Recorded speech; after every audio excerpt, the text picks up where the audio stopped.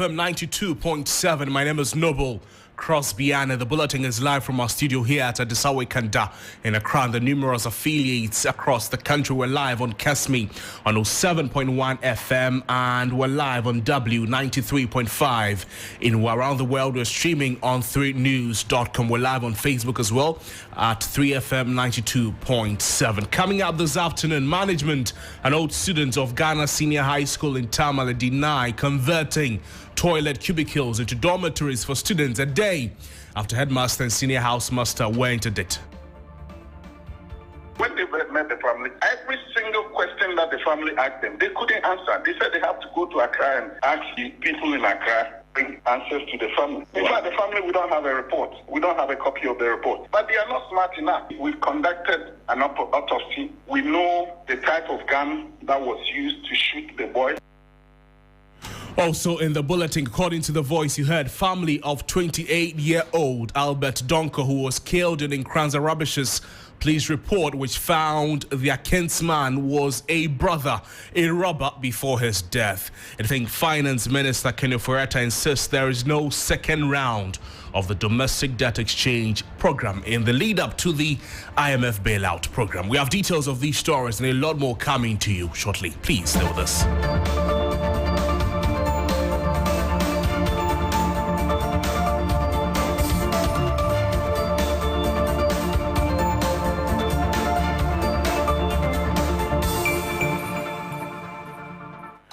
You're welcome to the program. Let's head to the Ghana Senior High School and start the bulletin, where management and Old Students Association of the school have denied converting to toilet facilities into dormitories, as captured in a viral video. Now, a development that has warranted the interdiction of the headmaster and the senior housemaster. The viral video, which became public last week, showed the toilet facility containing student mattresses, chop boxes, bags, and other student materials. In the bid to investigate the incident, the Ghana Education Service has directed a thorough probe into the matter, asking the two to step aside while tasking the Regional Director of Education to ensure a report of the investigation is presented in 2 weeks. We're heading to the school where authorities of GS are meeting with the school's authority. We'll be interacting with a man, Christopher Mwako, who'll be joining us as he's monitoring events, and he'll bring us live updates following the interdiction of the headmaster and the senior housemaster of the school. Now, in the week, we've seen a viral video which shows students of Ganasco sleeping in dormitories, as we've seen mattresses, school bags, chop boxes, and others in a dormitory, a makeshift dormitory, which originally was a toilet facility. I'll be speaking with Christopher Amwako there. When the news broke, when the viral video came out, you've seen the Ghana Education Service in a statement directing the headmaster of the school and the senior housemaster of the school to take a step aside as investigations continue or begin into the probe. We've heard from a ranking member of the Education Committee in Parliament, Clement Park, speaking on the development. But before we hear from my colleague Christopher Marco for some updates in the region, let's now take a listen to the old students' chair of the school relating to the development.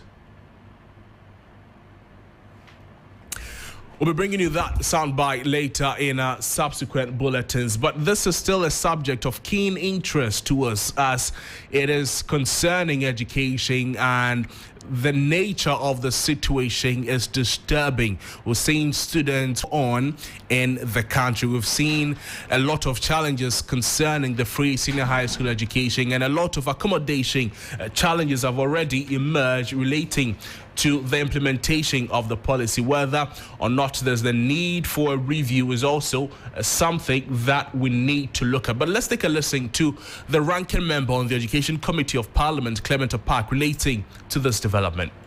As to whether or not the claim being made in the press release that the school had adequate space is one that is still out there. The investigation, yes, but the directive that they should step aside for the investigation to be conducted is what I find a bit contestable. Since that video came out and went viral, I have received reports although unofficial, indicating that the phenomena that we are witnessing in Ghanasco is not exclusive to Ghanasco. So it tells me that the issue is bigger and it is not just confined to Ghanasco. And for that reason, the Committee on Education ought to be interested in what is going on as far as our secondary schools are concerned.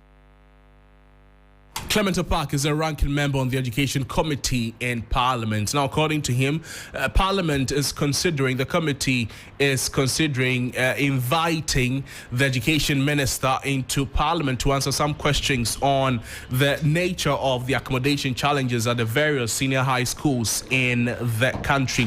We'll be getting to William Evans Inkum pretty shortly. But let's speak with Divine, an educationist, on this development for some perspectives on the matter. Divine, thank you for joining us on the program. This is rather disturbing, and I believe you've been following this development. What is your initial reaction? All right, good afternoon, Noble, and thanks for having me.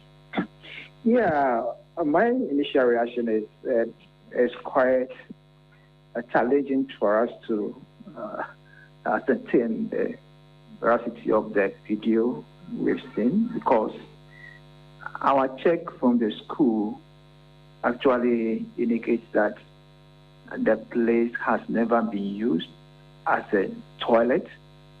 But if you listen to the one who did the video, he said he understood that the place was used as a toilet and now converted into a dormitory.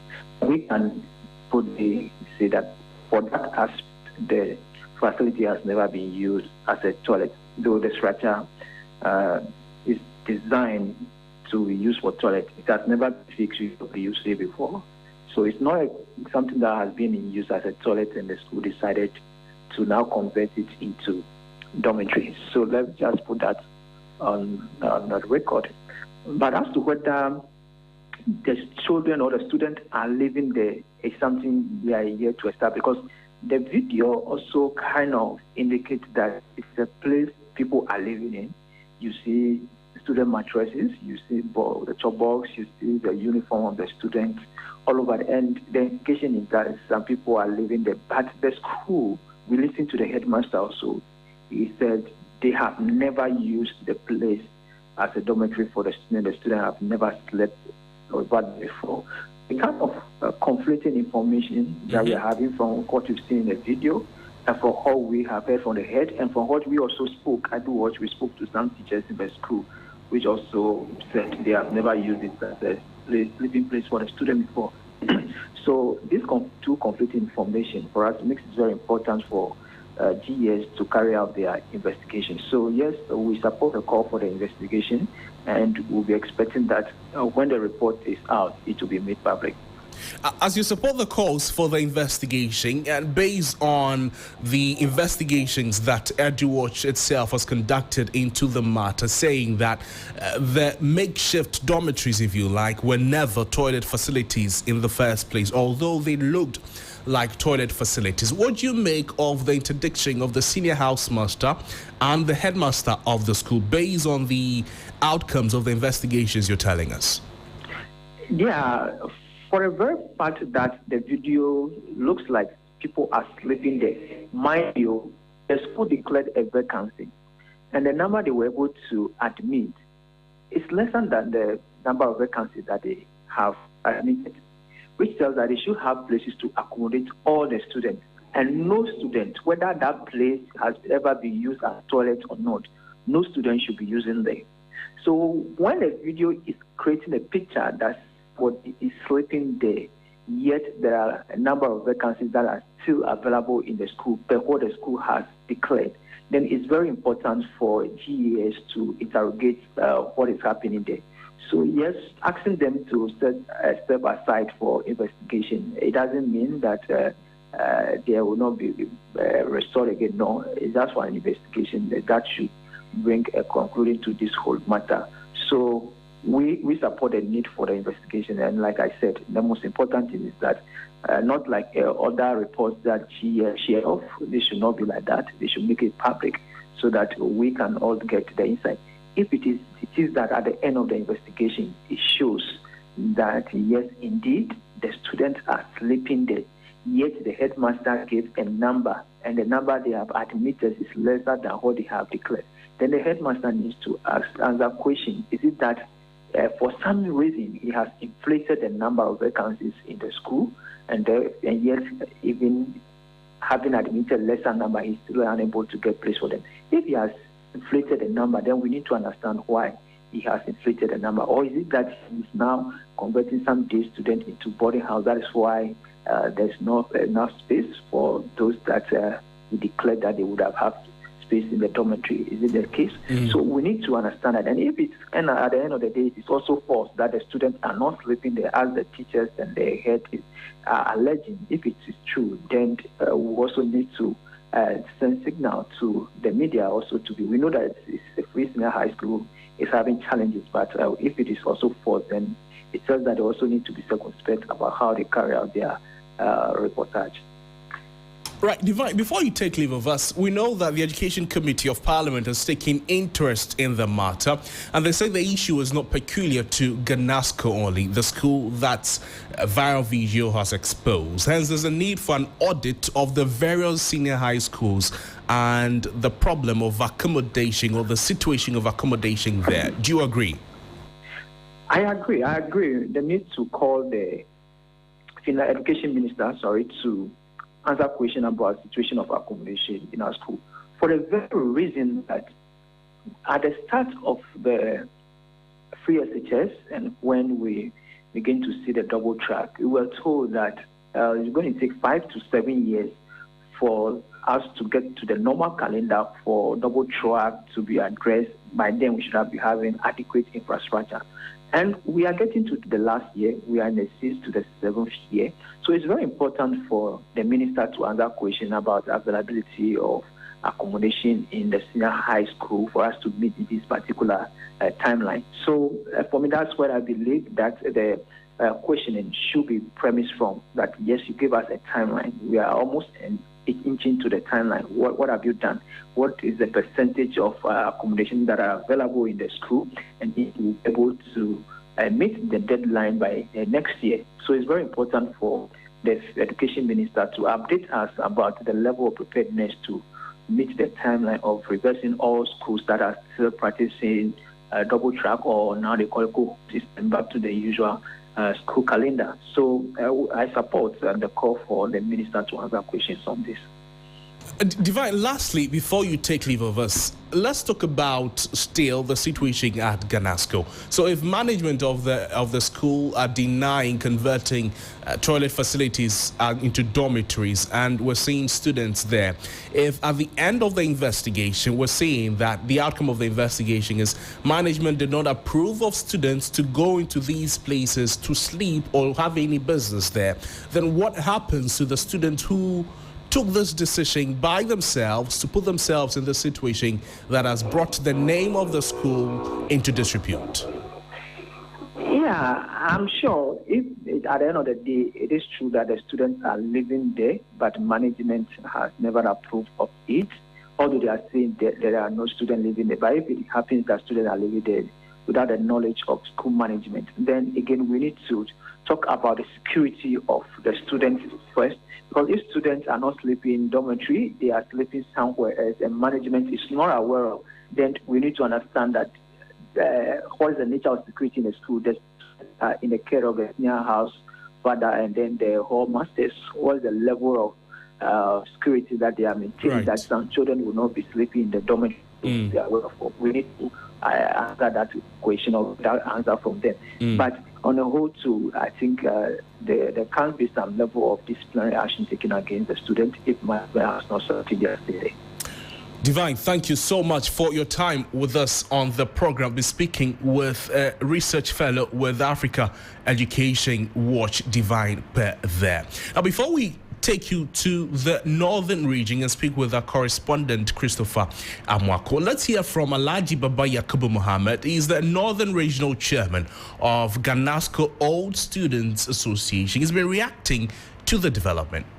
As you can see, full building, 2-story building, excluding even the downstairs, is unoccupied. And even behind it, if it was that pressing for us to at least get accommodation for them, the building behind there could have been used for that purpose. So accommodation isn't an issue here. You know, we've been students before, you know, so the students were found there because obviously it's part of the building, you know, and maybe that probably was the reason, but not because there isn't accommodation and they wanted to force themselves in. In any case, the heat at the moment, in fact, the temperature at the moment doesn't even suggest that an individual will force himself into that narrow cubicle. It is not possible. If it was a rainy season or maybe an Harmattan period, at least one could have bought into it. So you hear the voice of Alhaji Baba Yakubu Muhammad, the Northern Regional Chairman of the Ganasco Old Students Association. This is a subject we'll be paying much attention to in a subsequent bulletins. But let's move on and do some other stories, this time to Nkranza, where a family of 28-year-old Albert Donko, who died in police custody in Nkranza in May 2022, they are rubbishing a police report which describes the deceased as a robber. Now, the death of the young man sparked spontaneous protests in the area, which led to the death of another resident. His name is Victor Owusu.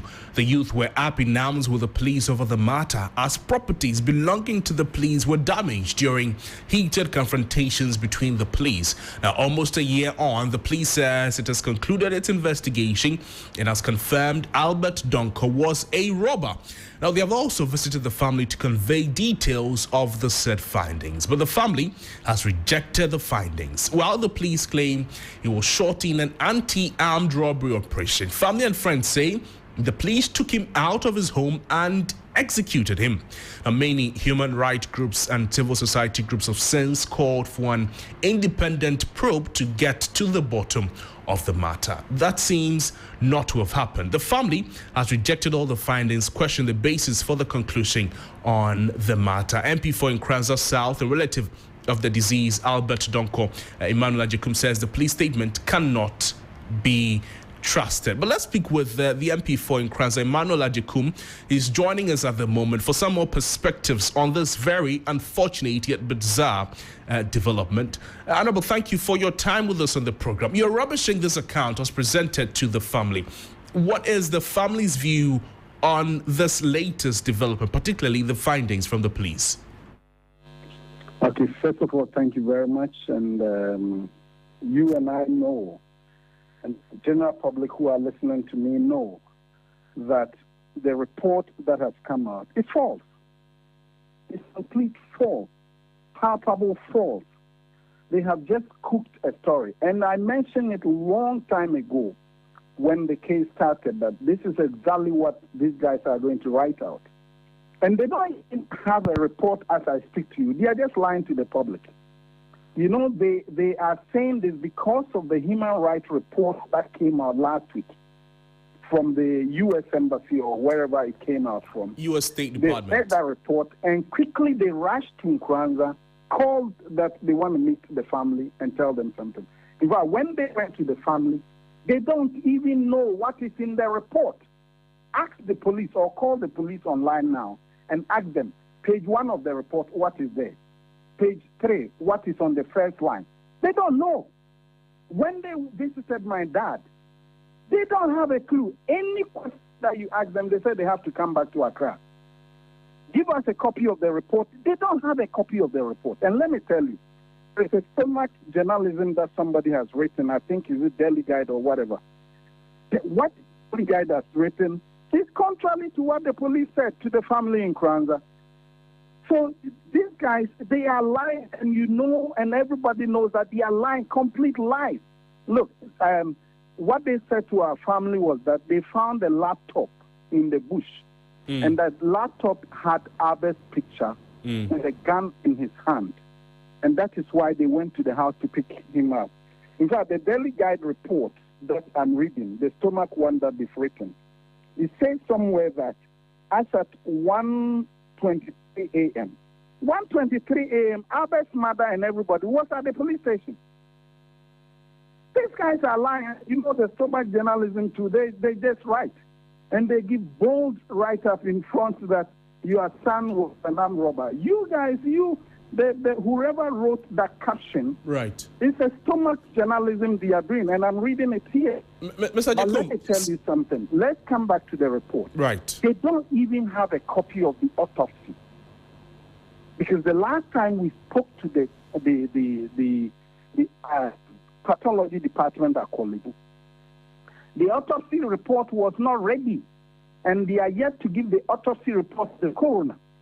So where did they got the autopsy report to write this report that they are talking about? I'm challenging their report. It's a lie. It's a cook story. Albert was not an armed robber. They should come out with the policemen who took Albert to the site. Right. They were the real armed robbers. They shot him dead. Mr. Jacob, so let me give you it's been nearly a year since the incident, and how now we're seeing this publication or this report from the police. What are the next steps? Right. We have to wait for the autopsy report.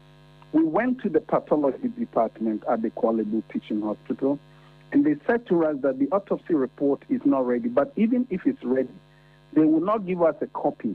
We have to go to the coroner, because the report will be given to the coroner for us to have a copy. And that was the last. This is about 2 weeks ago that we went to the family. We've not left the case. We are doing a follow-up every day, and we know what they are doing, and we are monitoring them. Let me tell you one thing. Even the second one, there are two incidents that we are talking about here. Some of their things, if you go to the professionals, the pathology who are around, the professional pathologists, they are laughing at the police. If you have an encounter with them, they laugh. They are laughing. The stories that these people give is laughable. And they are challenging that even this autopsy guy, it is not right for him to conduct an autopsy on such a case. And they said that it is rude. It is wrong. It is contrary to the ethics that you, the police service, you kill somebody, and you, the same police service, you allow your pathologist to conduct a 15-minute autopsy. How on earth can you do an autopsy for 15 minutes?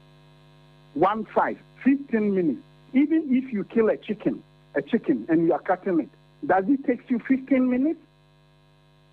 They are liars. They are complete liars. We will not accept this report. And this report is, they have told the family that they accept that they did something. Okay. They said it. The police confirmed when they visited the family. They said that what they did, they know that it wasn't right, but they are denying the fact that they shot him. Let me give you a clue. It was a high velocity bullet. Okay. Hit the boy. I'm giving you one clue. It was a high velocity bullet. Okay. The rest I will not tell you. When we all get the report, yes, please. Right. Let's leave it here, Mr. Jacob. Unfortunately, that's all time will allow for on this bulletin. But I'll be speaking with the Member of Parliament for Nkranza, Emmanuel Ajekum. They're reacting to the call or the questioning of the police report that Albert Donko, the late Albert Donko, who died in police custody in Nkranza, is a robber from the police. We're staying on this subject to bring you details in a subsequent bulletin. But let's now take you to some news on the economy relating to Ghana's quest to get a $3 billion bailout from the International Monetary Fund, because the finance minister, Kenneth Ferretta, insists there is no second round of the domestic debt exchange program, despite a leaked offer letter to pension funds managers with a signature stating otherwise. Kenneth Ferretta, however, said organized labor would need to support the government in reducing its debt burden and restore the economy. He spoke to my colleague Sani Abdul Rahman on the sidelines of the spring meetings in Washington, D.C. There is no second round of DDEP.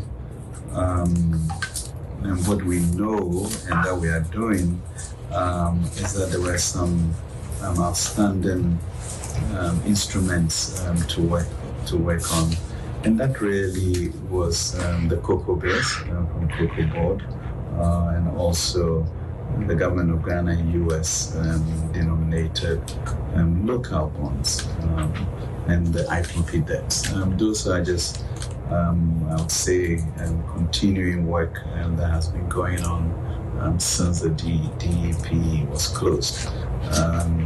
And those will continue until we get to an accommodation that makes sense for both parties. I think there was also discussions about the pension funds, which we were excluded. We did indicate the last time of the MOU that we had signed with them, and we should be clear that in the MOU we agreed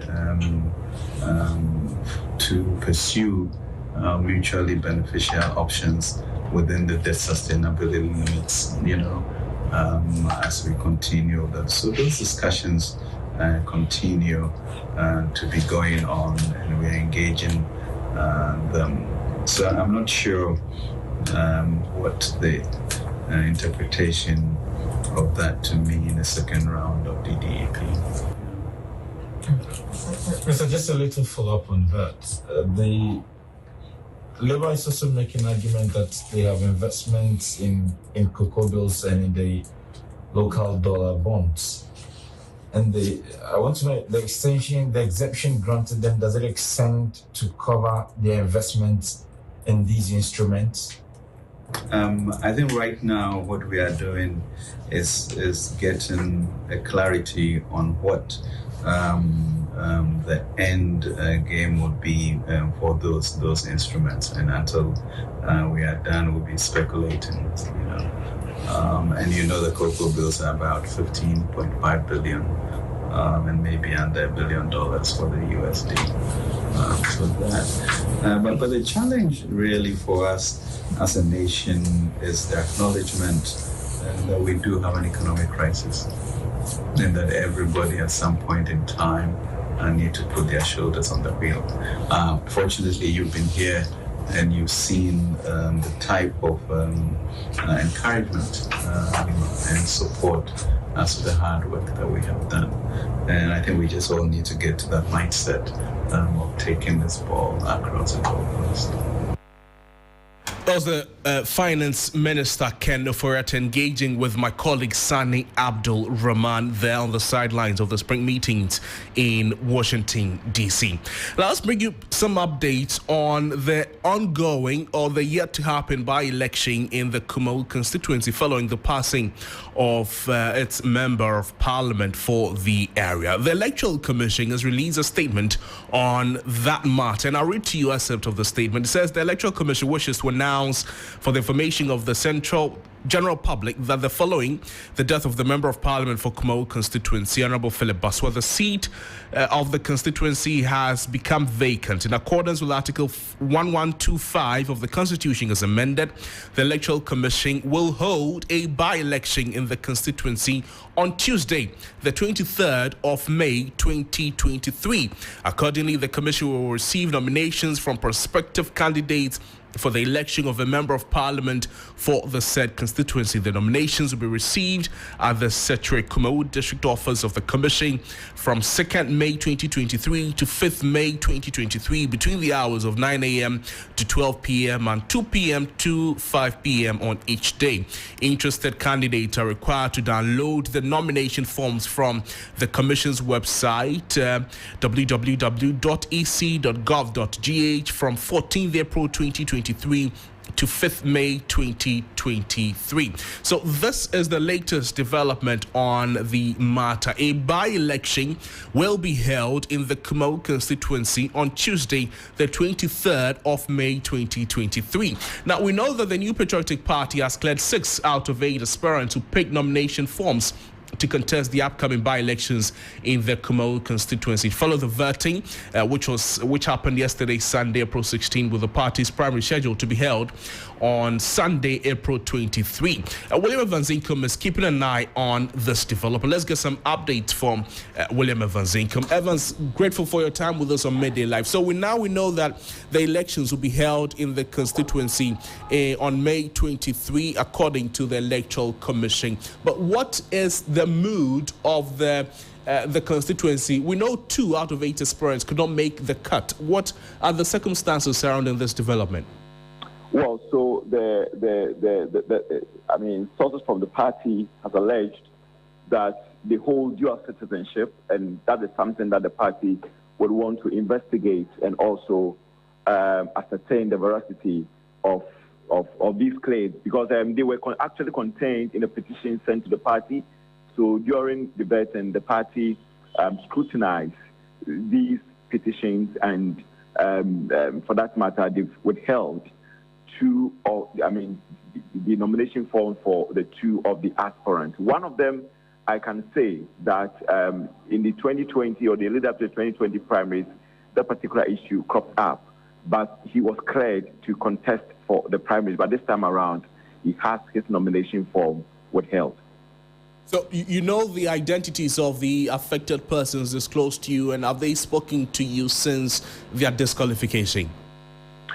Well, so there hasn't been any. If I got your question right, I don't know whether you are asking whether they have also spoken to us. Exactly. Right? Yes. All right. They have been very, very economical, because right after exiting from the room, they were made to sign one with some level of a confidential form, placing an embargo on themselves that they are not going to engage the media or divulge any information to the media until the regional executives have cleared them to